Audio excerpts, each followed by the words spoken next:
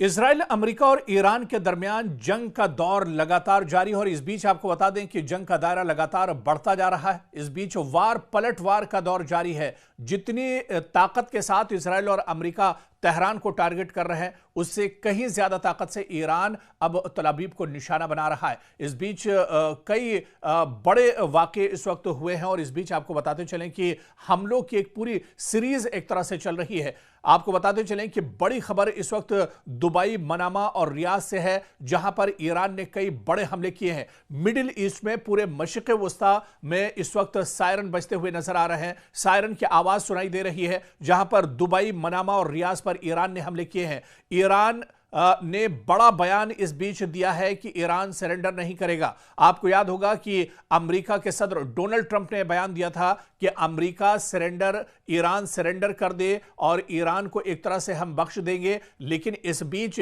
Iran की leadership की तरफ से यह बड़ा बयान आया है। ईरान ने कहा है कि ईरान सरेंडर नहीं करेगा और इस बीच आपको बता दें कि ईरान ने आगे यह भी कहा है कि या तो यह जंग हम जीतेंगे या हम शहीद हो जाएंगे। यह दरअसल बड़ा और बेबाक बयान ईरान की तरफ से आया है। ईरान ने कहा है कि या तो इस जंग में हम शहीद हो जाएंगे या फिर इस जंग में हम फतेह हासिल करेंगे। और इस बीच आपको बता दें कि इजराइल की मिसाइल फैक्ट्रियों पर भी ईरान ने बड़ा हमला किया है और यह शायद पहली बार है जब इजराइल के अंदर इजराइल की जो मिसाइल फैक्ट्रियां हैं, जो असलहे के गोदाम हैं, उन्हें ईरान ने निशाना बनाया है। और इस हमले के बाद इजराइल को बहुत बड़ा झटका लगा है। अभी तक के जो मोसाद या फिर आईडीएफ के जो हेडक्वार्टर थे, उन्हें लगातार निशाना बनाया जा रहा था। लेकिन इस बीच ईरान ने बड़ा दावा किया है कि उसने इजराइल की मिसाइल फैक्ट्रियों पर बड़ा हमला किया है, जिसमें इजराइल को काफी ज्यादा नुकसान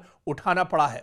इस बीच एक और बहुत बड़ी खबर आ रही है। दरअसल ईरान ने अमेरिकी थाड को तबाह कर दिया है। जी हां, वो भी एक दो जगह नहीं, 3 जगहों पर अमेरिकी थाड को ईरान ने नुकसान पहुंचाया है। आपको बताते चलें कि ईरानी फौज ने अमेरिका के मिसाइल दिफाई निजाम थाड को निशाना बनाया है, जिस पर अमेरिका को बहुत ज्यादा नाज था, जिस पर इजराइल को बहुत ज्यादा घमंड था। मुत्तहिदा अरब अमारात, उर्दन और कतर में वाक़े अमेरिकी रडार सिस्टम को निशाना बनाया गया है। सैटेलाइट तस्वीरों में वाज़े तौर पर इन तीनों ममालिक में ईरानी हमलों के नतीजे में होने वाली तबाही को दिखाया गया है। अब अमेरिकी हुकूमत के इस बयान का मफहूम वाज़े होता जा रहा है कि ईरान जंग खींचने वाली है, यानी ईरान की जंग अभी कुछ दिन और चल सकती है। क्योंकि जब यह जंग शुरू हुई थी, उस वक्त डोनाल्ड ट्रंप ने कहा था कि सिर्फ 1 हफ्ते या 10 दिन तक यह जंग चलेगी। लेकिन आप देख लीजिए कि 1 हफ्ता गुजर चुका है, लेकिन इजराइल और अमेरिका अभी तक ईरान को पूरी तरह से इस जंग में भेद नहीं पाए हैं। बल्कि जितनी ताकत के साथ इजराइल और अमेरिका की तरफ से ईरान पर हमले हो रहे हैं, उससे कहीं मजबूती और ताकत के साथ हमला ईरान की तरफ से लगातार इजराइल पर किया जा रहा है। पूरे इजराइल में दरअसल हाहाकार मची हुई है। पूरे इजराइल में अफरा तफरी का माहौल है। लोग डरे हुए हैं। बहुत से खानदान और फैमिलियां तो ऐसी हैं जो जेर जमीन एक तरह से पनाह लिए हुए हैं। लगातार पूरे मशरिक़ वस्ता की बात करें या सिर्फ इजराइल की बात करें, लगातार पूरे इजराइल में जो सायरन है वो बज रहा है। सायरन की आवाज यहां पर रुक नहीं रही है। काफी ज्यादा तबाही देखने को मिल रही है, क्योंकि लगातार ईरान की तरफ से ईरान के जो रॉकेट हैं, जो मिसाइल हैं, जो ड्रोन है, उनके जरिए से हमला किया जा रहा है। इस बीच इजराइल ने यह भी दावा किया है कि क्लस्टर मिसाइल से भी ईरान ने इजराइल को निशाना बनाया है। इस बीच आपको बताते चलें कि ईरान ने भी कहा है कि शाहिद मिसाइल के जरिए उसने इजराइल पर हमला किया है। खुर्रम शहर 4 मिसाइल का भी इस्तेमाल अब एक तरह से ईरान कर रहा है। यह पहली बार है जब इस जंग में लेटेस्ट हथियारों का इस्तेमाल एक तरह से ईरान कर रहा है। शुरुआत में जो हमले इजराइल और तल अवीव की तरफ से के ऊपर ईरान की तरफ से हो रहे थे, उनमें दरअसल ईरान ड्रोन या फिर जो रॉकेट है या फिर जो पुराने मिसाइल थे, उनका इस्तेमाल एक तरह से ईरान कर रहा था। लेकिन अब जिस तरह से शाहिद मिसाइल, खुर्रम शहर 4 मिसाइल का इस्तेमाल लगातार किया जा रहा है, खैबर मिसाइल का इस्तेमाल किया जा रहा है, यह दरअसल ईरान की लेटेस्ट मिसाइल है जिसका इस जंग में पहली बार ईरान ने इस्तेमाल किया है। और शाहिद मिसाइल या खुर्रमशहर 4 मिसाइल दागने के बाद इजराइल के अंदर अफरा तफरी मची हुई है। इजराइल के अंदर काफी ज्यादा डर का माहौल बना हुआ है। इजराइल के अंदर चारों तरफ एक तरह से हाहाकार मचा हुआ है। लोग दौड़ते हुए एक तरह से नजर आ रहे हैं, चीखते पुकारते हुए नजर आ रहे हैं, क्योंकि अब जो हमला हो रहा है ईरान की तरफ से, यह हमला पूरी मजबूती के साथ हो रहा है, पूरी सटीक तरीके से यह हमला दरअसल अब ईरान की तरफ से किया जा रहा है। और आपको बताते चले कि इन हमलों के नतीजे में इजराइल के अंदर बड़े पैमाने पर एक तरह से तबाही हो रही है। चारों तरफ मलबा ही मलबा नजर आ रहा है। कई इमारतें एक तरह से जमींबोज हो गई हैं और यहां तक कि जो अंडरग्राउंड टनल्स बनाई गई हैं, जो गुफाएं बनाई गई हैं, जो सेफ रूम दरअसल जेर जमीन बनाए गए हैं, वो सेफ रूम भी या सेफ जोन भी अब एक तरह से महफूज नहीं है, क्योंकि जिस तरह से ईरान की तरफ से बड़े पैमाने पर हमला किया जा रहा है, इन हमलों में जेर जमीन रहने वाले जो लोग हैं उनको भी काफी ज्यादा नुकसान पहुंच रहा है। और इस बीच आपको बताते चलें कि ईरान पूरी मजबूती के साथ लड़ रहा है और ईरान में सिक्योरिटी काउंसिल के सेक्रेटरी अली लारिजानी ने एक्स पर दावा किया है कि मुझे इत्तला मौसूल हुई है कि मुताद्दिद अमरीकी फौजियों को ईरान की अफवाज ने कैदी बना लिया है। जी हां, यह बड़ा दावा दरअसल ईरान के बड़े लीडर अली लारिजानी की तरफ से एक्स पर बाकायदा उन्होंने लिखा है कि मुझे यह इत्तला मौसूल हुई है ईरान से कि मुताद्दिद अमरीकी जो फौजी हैं उनको ईरान की फौज ने कैदी बना लिया है और उन्हें एक तरह से यरगमाल बना लिया गया है। खुद अली लारिजानी ने एक्स पर यह बयान दिया है। और इस बीच वहीं पर ईरान के एक और बड़े leader foreign minister Abbas Araghchi के मुताबिक ईरान के इक़दामात में शिद्दत की जिम्मेदारी दरअसल अमरीका पर आयद होगी। यानी जितनी शिद्दत के साथ ईरान पर हमला किया जाएगा उससे कहीं ज्यादा शिद्दत पर ईरान एक तरह से इजराइल और अमरीका को यानी दुश्मन को जवाब देगा। और ऐसे में अब्बास अराक्ची ने साफ तौर पर अलल ऐलान यह बयान दिया है। उन्होंने कहा है कि अगर ईरान को और ज्यादा मजीद या सख्त कदम उठाने पर मजबूर किया गया तो उसकी जिम्मेदारी अमेरिका और इजराइल पर एक तरह से आयद होगी।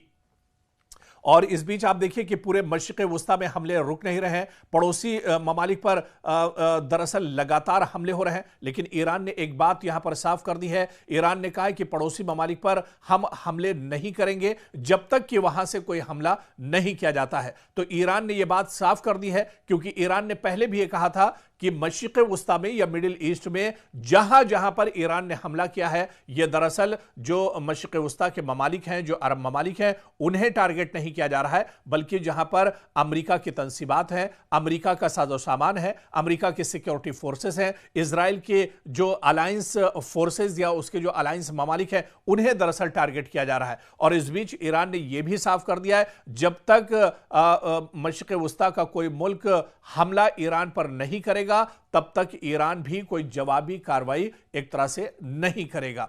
और इस बीच आपको बता दें कि डोवियर एयरफोर्स जो कि अमेरिका में आता है, यहां पर एयरबेस पर सदर डोनाल्ड ट्रंप ने ईरान के साथ कशीदगी में हलाक होने वाले अमेरिकी फौजियों की लाशों का इस्तकबाल किया है। तो अब अमेरिका एक तरह से अपने फौजियों की लाशें भी ढो रहा है। अब आप देखिए कि दुबई में जो अमेरिकी फौजी मारे गए थे, ईरान के हमले में जो अमेरिकी फौजी एक तरह से मार गिराए गए थे, अब उन अमेरिकी फौजियों की लाशें एक तरह से अमेरिका पहुंच चुकी हैं। डोनाल्ड ट्रंप ने बाकायदा एयरबेस पर पहुंचकर इन लाशों का इस्तकबाल किया है और यहां पर अमेरिकी सदर के अहलिया भी उनके साथ मौजूद थी। और अब आप देखिए कि अमेरिका को जानी नुकसान भी इस जंग में बड़े पैमाने पर एक तरह से हो रहा है।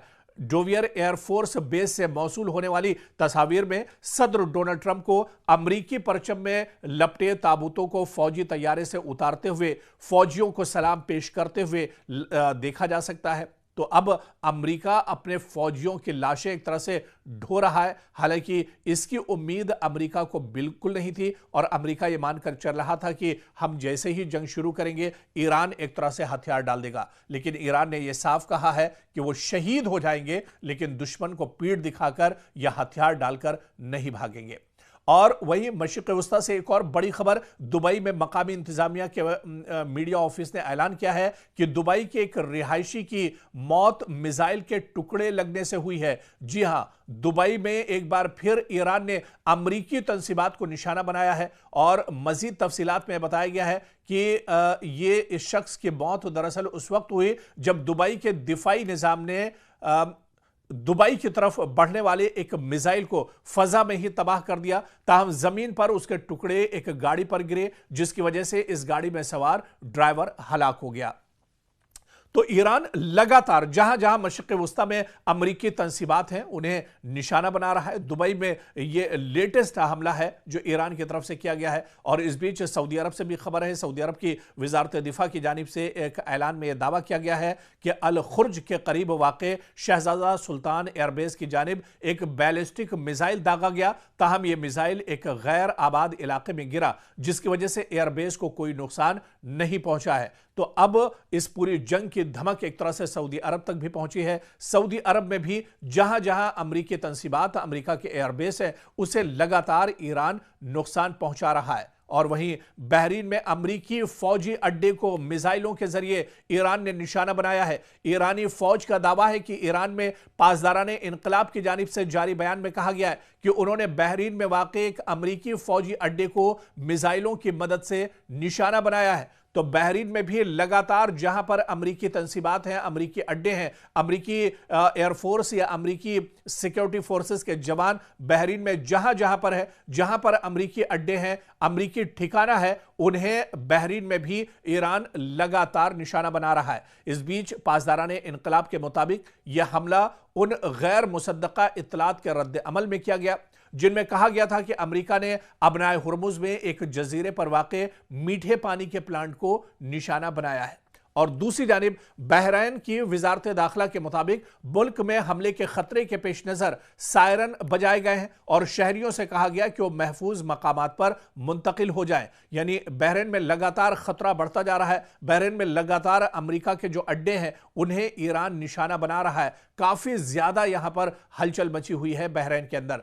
और इस बीच आपको बता दें कि कतर से भी बड़ी खबर, जहां पर कतरी वजारत दिफा ने एक बयान में दावा किया है कि उसने कतर को निशाना बनाने वाले एक मिसाइल हमले को नाकाम बना दिया। तो कतर में, क्योंकि अल उदैद अमेरिका का सबसे बड़ा एयरबेस है और इसी एयरबेस पर कई बार ईरान ने हमला किया है, एक बार फिर से ईरान का मिसाइल अल उदैद एयरबेस की तरफ बढ़ रहा था, लेकिन कतरी वजारत ने अब तस्दीक की है कि जो मिसाइल के जरिए हमला किया गया था, दरअसल इस मिसाइल को नाकाम बना दिया गया है।